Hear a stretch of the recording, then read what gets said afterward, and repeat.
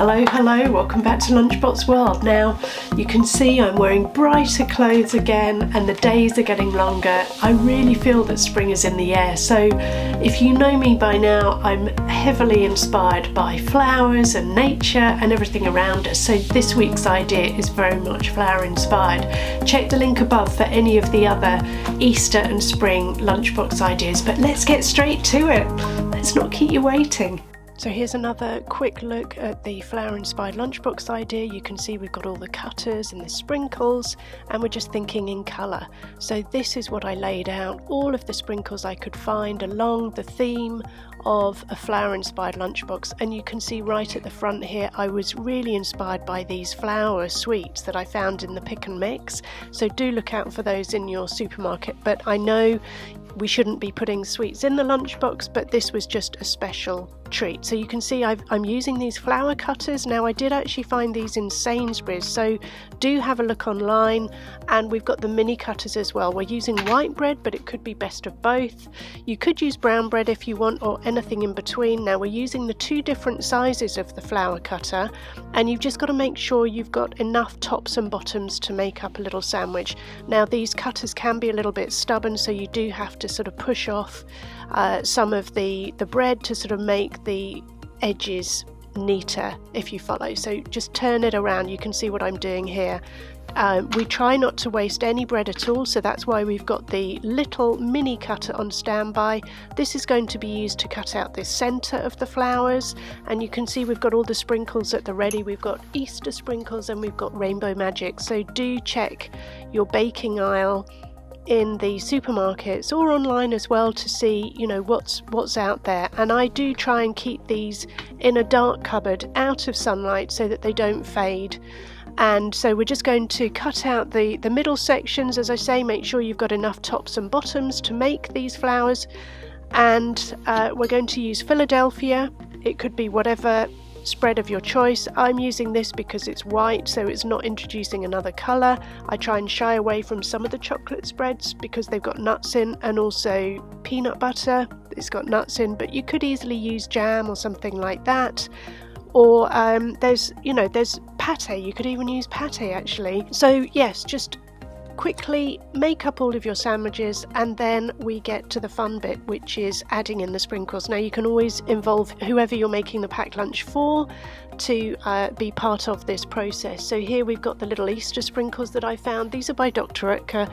I'm not paid to say any of this, but I'm always looking in the baking aisle, in the supermarkets, for anything colourful that I can just use for different themed lunchboxes. So do make sure you check the link above to see the other flower inspired lunchbox ideas. I've also got a spring inspired lunchbox idea playlist, and also summer inspired. So if you wanted to make little bumblebees and butterflies and things like that, there's lots and lots of ideas. So we put all the sprinkles on, and now we're going to put them in the yumbox. Now today we're using the yumbox panino. We've got the big lunchbox compartment there. I always like to add in a splash of colour with a serviette. This is just a sunshine yellow one, and there's just enough room to squeeze these in. Now you could make a double-decker version of this, but I've just gone for a single layer, and you can see those little teeny weeny flower bite-sized bits of bread. You know, you can just dot those in down the side.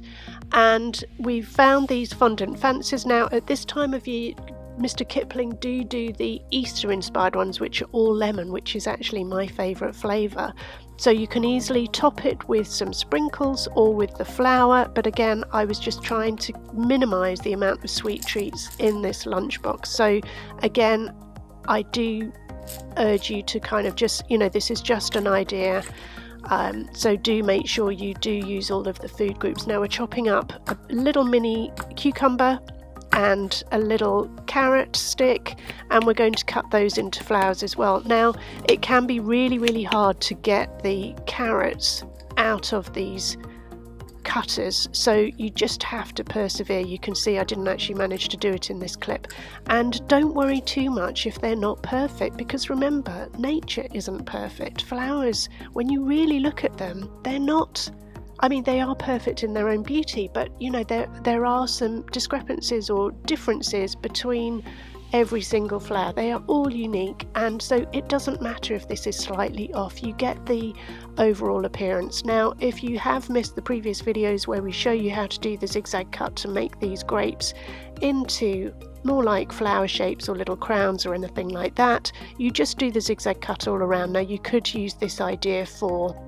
kiwi, chunks of cucumber, grapes as I'm showing here, strawberries, I mean anything basically. You could even do it for hard-boiled eggs as well. Now, I did put the fondant fancy in a little cupcake case, so, or actually I think they now call them French fancies, but there's enough space down the side to just put in some of these little grapes, and we're using red grapes and green grapes. Now that just leaves the central part, and you could fill this with fromage or some other fruit, but for the purposes of this video I wanted to add in the original inspiration that I found in the supermarkets, which was this flower. And you can see we've got all the sprinkles, the cutters, and that's it. Now, if you do like this video, please give us a thumbs up, like it, follow us, subscribe, and here's another quick overview. I really love this idea. I love the colour, and you know, we try and tackle all the different food groups. So what do you think? Do you like these ideas? We're using the yumbox behind me, these different lunch boxes. One, because they're just great for compartmentalizing different foods and just trying to encourage you to just remember, you know, to what food groups to pack in the lunchbox, how to make them healthy, and everything in between, and also above all to just make them fun so that the kids are likely to eat them, because that's what we want, don't we? We want the kids to eat the lunchbox, so let's just keep it fun, keep it easy for us to help prepare it for them. And you know, if you are new to the channel, huge big welcome.